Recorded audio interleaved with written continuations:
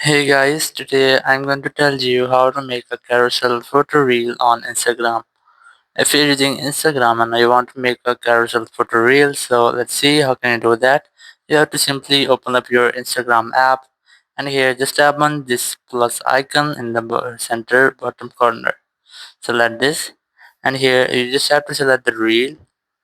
Once you have select, you just have to select up to 20 photos or which ones. So you must have to select the photos from here, and once you have selected, simply tap on this next option, and here you just have to tap on this next option again if you want to add audio to, so you can easily add audio from here.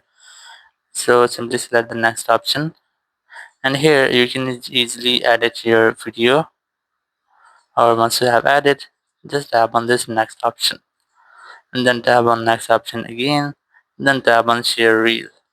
So in this way, you can easily make a carousel photo reel on Instagram. Thank you very much for watching the video. Until next video, bye bye.